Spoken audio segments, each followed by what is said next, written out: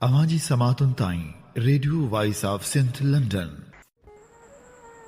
सखर झंडो केस असल हकीकत छा हुई, इन हवाले सां क़ौम परस्त सियासत सां सलाह ॾियल सैयद ग़ुलाम शाह लिखे थो। 1 अक्टूबर 1999 ते साईं सखर एयरपोर्ट ते पहुतो।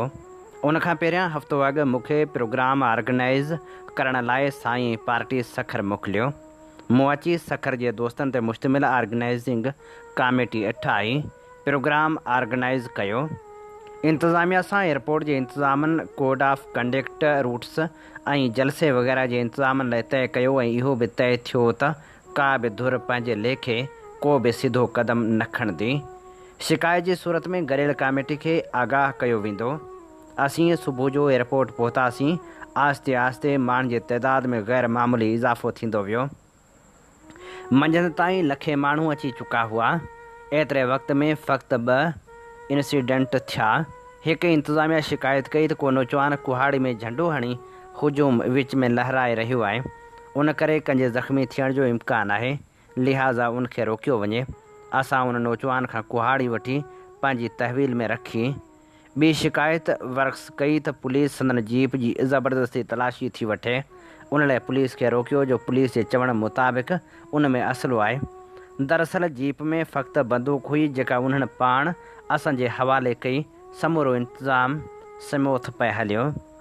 DC बदर हुजण मूंखे चयो त जहाज़ जे अचण जो वक़्तु थी वियो आहे। अव्हां पंहिंजी गाॾी पाण ड्राइव करे साईं खे रिसीव करे गाॾी में खणी अचो। मां गाॾी ड्राइव करे रनवे ते आयुसि। उते ॿुधायो वियो त मुंहिंजे दड़े एयरपोर्ट ते प्रॉब्लम थी पियो आहे जो हिकु औरत खे नवाबशाह लहिणो हो, पर निंड अचण सबबि लही न सघी ऐं मुंहिंजो दड़ो अची पहुती आहे। हाणे बज़ीदाइत खेसि नवाबशाह पहुचायो वञे। उन वक़्तु फ़ोकर जो रूट कराची खां नवाबशाह मुंहिंजो दड़ो ऐं सखर हूंदो हो। उन करे चयो वियो त फ़िलहाल VIP लाउंज में हली वेहिजे। VIP लाउंज में DC, SP, airport security incharge, साफ़ी वग़ैरह वेठल हुआ। वेहण सां ॿाहिरि फायरिंग जो आवाज़ु अचणु लॻो। ख़बर पई त गुल मोहम्मद जखराणी ऐं मीर हैदर टालपुर वारा गाॾियुनि ते आया आहिनि, जेके जदीद हथियारनि सां फायरिंग कंदे ज़बरदस्ती गेट तोड़े रनवे ते वञणु चाहिनि था। उन तरह अफ़रा तफ़री फैलिजी वई ऐं सारो इंतज़ाम दरहम बरहम थी वियो आहे। एतिरे में SDM शहज़ाद नक़वी अची ॿुधायो त कुझु नौजवान छत ते चढ़ी विया आहिनि जेके भञ डाह पिया कनि, लॻल बोरड ऐं पाकिस्तान जो झंडो पिया लाहिनि। अव्हां हली खेनि रोकियो। मूं खेसि चयो त हाणे फ़क़्ति तनज़ीम जा माण्हू न आहिनि, ही लखे माण्हुनि जो बेक़ाबू हुजूम आहे जेके असांजे कंट्रोल में न आहिनि। उन करे अव्हां पंहिंजे तरीक़े सां उन्हनि खे हैंडल कयो।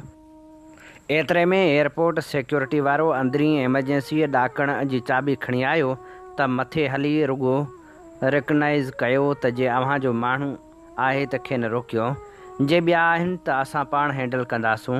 मां DC, SP, airport security in charge ऐं साफ़ी एमरजेंसी ॾाकण ज़रिए छित ते पहुतासीं। उन वक़्तु हिकु नौजवान छत जे मथे हिसे तां पाकिस्तान जो झंडो लाहे जीअं ई टिप ॾेई हेठि लथो त मां खेसि पकिड़े झंडो खसे हमराह ऐं झंडो इहो चई SP जे हवाले कयो त ख़बर न आहे हीउ कहिड़ी एजेंसी जो माण्हू आहे जो स्कैंडल ठाहे असांजे पुरमन ऐं ऑर्गेनाइज़ प्रोग्राम खे डिस्टर्ब करणु ऐं रोकराइणु चाहे थो। उहो समूरो मंज़र हेठि बीठल लखे माण्हुनि ॾिठो, जिन फ़ोटा कढिया ऐं वीडियो बि ठाहियूं। साईं खे जहाज़ ते लहण सां रनवे तां गाॾी में खणी हिकु तारीख़ी वॾो जुलूस एयरपोर्ट खां लोक्स पार्क आयासीं, जिते साईं ऐं असां पुरजोश जलसे खे ख़िताब कयो। साॻे जुलूस जी शक्ल में शिकारपुर पहुतासीं, जिते जीअं सिंध मुहाज़ तरफ़ां कयूं मंगी शानदार जलसो ऑर्गेनाइज़ कयो हो, जंहिंमें वॾे अंग में पुरजोश माण्हुनि शिरकत कई। उन विच में बाह ॿरी वई त GM सैद सखर एयरपोर्ट ते पाकिस्तान जो झंडो साड़ियो आहे, खेसि गद्दारी जे केस में फ़ौरन गिरफ़्तार कयो वञे वग़ैरह। जलसो ख़तमु करे साईं इलाही बख़्श सुमरे वटि संदसि वालिद मौला बख़्श सुमरे जी तर्जियत लाइ आया। तर्जियत करण खां पोइ DC सखर जो इलाही बख़्श सुमरो खे फ़ोन आयो त सखर एयरपोर्ट ते पाकिस्तान जे झंडे साड़ण जो केस ग़ुलाम शाह ते दाख़िल थियो आहे, उन करे ग़ुलाम शाह सां ॻाल्हि करायो। इलाही बख़्श मूंखे फ़ोन ॾिनो। DC बदर हुजण ॿुधायो त अव्हां त चङाई कई, पर उनजो सिलो अव्हांखे इहो मिलियो आहे जो अव्हां ते नाले वारे झंडे साड़ण जो केस दाख़िल थियो आहे। थियो ईअं जो पुलिस ते ज़ोर पियो त FIR कटियो। एयरपोर्ट आबाद थाणे जी हद में आहे। पुलिस मथे छित ते अव्हां खे ॾिठो, उन करे फ़रियाद में लिखियो त झंडो लाहींदे GSN जे लीडर ग़ुलाम शाह खे ॾिठो। बाक़ी जवाबदारनि खे ॾिसी सुञाणंदासूं। DC ॿुधायो त मां मथे रिपोर्ट मोकिली आहे त ग़ुलाम शाह जो को बि क़सूरु न आहे। हुन पाण असांजी मदद कई आहे। लेकिन ॿिए ॾींहं ते DC बदर हुजण जी बदिली कई वई ऐं उनजी जाइ ते कामरान लाछारी DC सखर थी आयो। कामरान असां वटि मिरपुर माथेले में SDM रही चुको हो ऐं मुंहिंजो ज़ाती दोस्त हो। हुन सां मूं फ़ोन ते ॻाल्हायो। हुन बि तसली ॾिनी त अव्हां तां केस ख़तमु थी वेंदो, जो मां बि अॻूणे DC जी रिपोर्ट खे सेकेंड कयो आहे। पर फाइल जॾहिं CM सिंध काइम अली शाह वटि वियो त हुन ॿीहर इंक्वायरी कराई। मूंसां गॾु झंडे केस में गुल मोहम्मद जखराणी, मीर हैदर टालपुर, यूसुफ जखराणी ऐं सतार मोरियो खे बि चालान कराए छॾियो। जॾहिं त यूसुफ जखराणी ऐं सतार मोरियो जहाज़ में साईं GM सैद सां गॾु हुआ ऐं झंडे लहाइण जे वाक़े वक़्तु जहाज़ लैंड बि न थियो हो। ॿिए ॾींहं ते समूरे मुल्क में ख़ुसूसन क़ौमी असेंबली में झंडे केस ते सख़्तु एहतजाज कयो वियो। क़ौमी असेंबली जे डिप्टी स्पीकर ज़फ़र अली शाह मूंसां फ़ोन ते इन मसइले ते ॻाल्हायो। मूं खेसि हक़ीक़त खां आगाह कयो ऐं इहो बि ॿुधायो त असां दुश्मन जे झंडे जो बि एतिराम कंदा आहियूं। उन करे असां अहिड़ी हरकत कीअं था करे सघूं। इहो कमु दरअसल एजेंसियुनि करायो आहे त जीअं साईं जे दौरे खे रोके सघनि।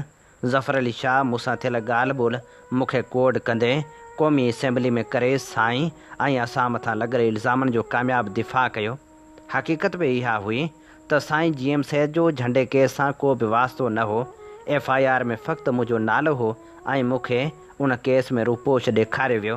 पोइ थियो ईअं त लियाक़ताबाद कराची में साईं जी सालगिरह जो जलसो करे आयासीं त मूं ते कातिलाणो हमिलो थियो, जंहिंमें गोलियूं लॻण करे मां शदीद ज़ख़्मी थी पियुसि ऐं मुंहिंजो सौटु शहीद थी वियो।